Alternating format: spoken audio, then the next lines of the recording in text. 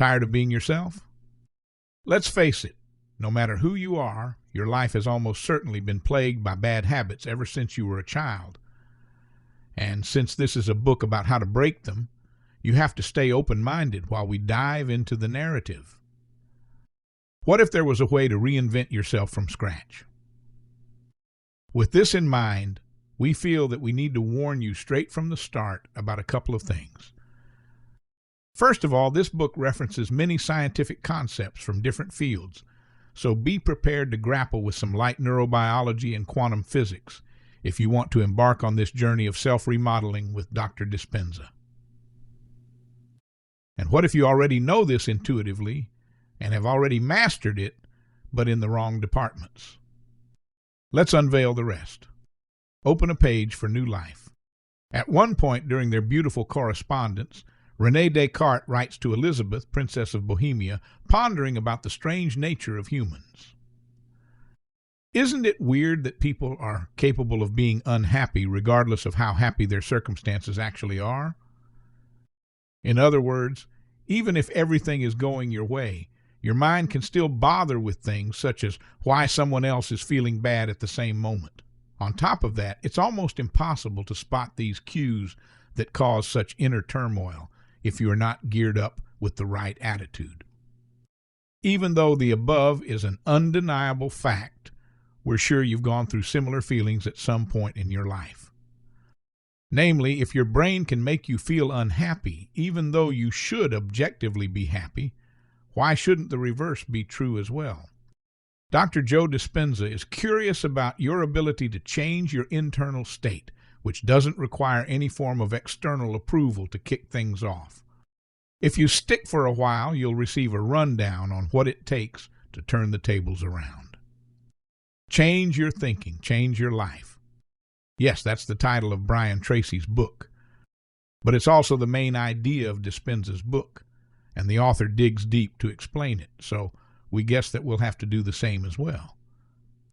Now, we've already mentioned quantum physics before, but the only thing we had the space to point out to you back then was how strange and bizarre it is. And we summed up this strangeness in a single sentence. Believe it or not, quantum particles assume characteristics only when observed. Well, this is what attracted Dispenza's attention the most, and the best way to demonstrate what it could mean in practical terms is by using the Schrodinger's cat thought experiment. Now, the science behind its weird consequences is unquestionable. The experiment boils down to this. A quantum system, say an atom or a photon, can exist in multiple mutually exclusive states at one single moment. This is called quantum superposition, and it's really strange to think about it, even in theory. And yet, it works in practice as well. That's why we can have such a thing as a quantum computer, in fact. Unlike regular computers that transfer information in terms of bits, quantum computers transfer information in terms of qubits.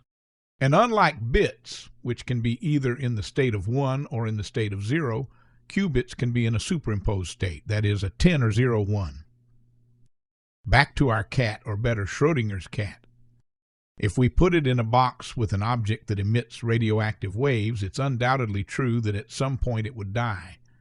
However, quantum physics suggests that until we open the box, we must assume that it is both alive and dead.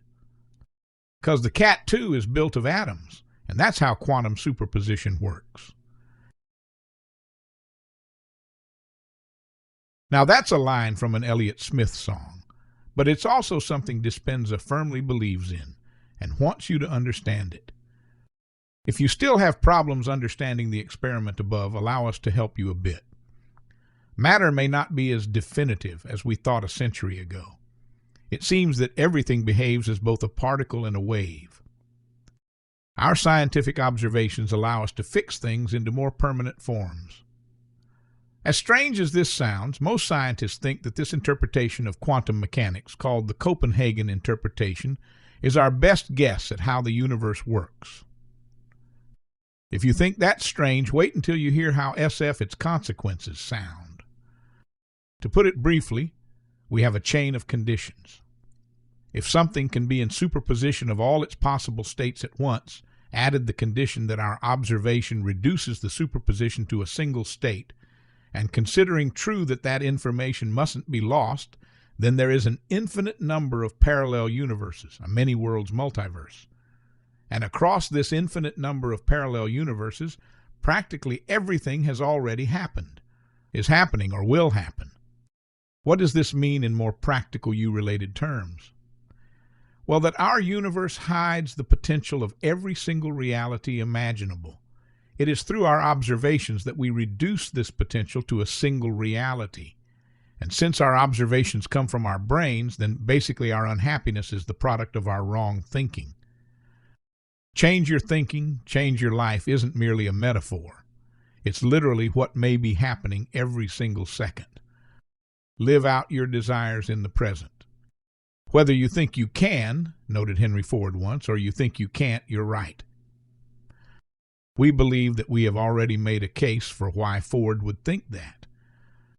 Some of the greatest scientists alive believe that it is quite possible that we are living in a universal choose-your-own-adventure narrative.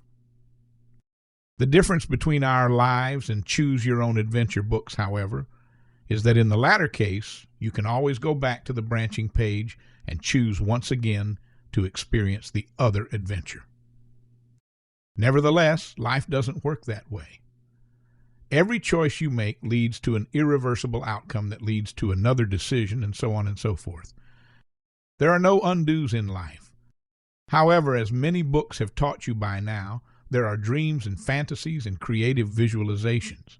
Well, Dispenza has a message for them all. The quantum field responds not to what we want, it responds to who we are being. In other words, thinking isn't enough. Thinking is merely the starting point of the process of reducing all of your possible realities to the one you want to live in. Yet, if you want to make your desired reality real, well, do exactly that. Start acting as if you are already living inside your visualizations. But that's something biology and neuroscience can probably explain much better. Your three brains. Thinking happens in the first of your three brains, the neocortex, the limbic brain, responsible for your emotions, the cerebellum, responsible for your habits and your behavior. These three brains are interrelated, so you can't change anything if you use only one of them. You need to force them to communicate in a way that you can translate your thoughts into genuine emotions and actions, and your actions into your character. Here's how it works in practice. Say you want to become a more courageous person. The first step is to activate your neocortex, meaning you need to find yourself a model, or even better models, and study their actions. Want to be a Maya Angelou or a Winston Churchill? Read about them and teach your neocortex what they did to become who they are. Then, it's time to put your limbic brain into action. When a situation arises demanding bravery, willingly force your body to act the way you tried teaching yourself. That's the best one. Now that your body has understood bravery, it will be easy to repeat the action a second time in the next similar circumstance. After all, the first time is the toughest for a reason. Do a thing for 2 or 3 times, and you can be sure that your cerebellum has registered it as a part of your character. Meaning, you've successfully gone through the process of becoming who you want to be. Become who you want to be, from brain cell to gene. The latest research, writes Dr. John Dispenza, supports the notion that we have a natural ability to change the brain and body by thought alone so that it looks biologically like some future event has already happened. Because you can make thought more real than anything else, you can change who you are from brain cell to gene, given the right understanding. In other words, science has proven the truth of an old adage: watch your thoughts, they become words. Watch your words, they become actions. Watch your actions, they become habits. Watch your habits, they become character.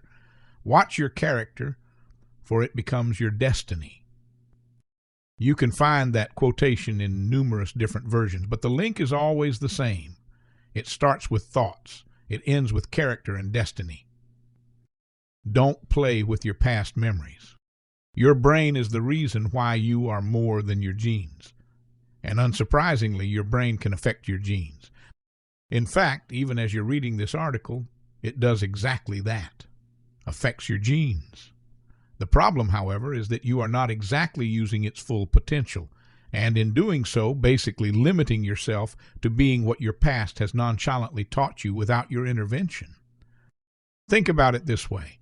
You won't change if living out in your memories, because that's exactly who you are in the first place. But you can change if living out in your fantasies, because that's exactly who you want to become in the future. Or, in the words of Dispenza, when you think from your past memories, you can only create past experiences. As all of the knowns in your life cause your brain to think and feel in familiar ways, thus creating knowable outcomes, you continually reaffirm your life as you know it. And since your brain is equal to your environment, then at each morning, your senses plug you into the same reality and initiate the same stream of consciousness. If you want a new outcome, you will have to break the habit of being yourself and reinvent a new self. Learn how to bridge the identity gap and be happy. Now, be aware that becoming who you want to be doesn't mean that you'll end up being happy. There are people that have perfect lives, yet they struggle. According to Dispenza, the reason for this is that they are not exactly themselves. Because who you are is made of at least two people to start with: how you see yourself and how others see you. Regardless of whether you want it or not, this is the identity gap everyone has to deal with every single day of his or her life. You can only be happy if you bridge the gap, that is, if others start seeing you the way you see yourself. You can do that using some of the methods above. Dispenza also offers a shortcut, meditation.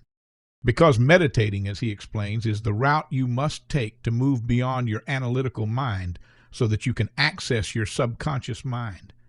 That's crucial, since the subconscious is where all the bad habits and behaviors that you want to change reside. Final notes: breaking the habit of being yourself is certainly a unique way of linking your habits and your happiness with neuroscience and quantum physics.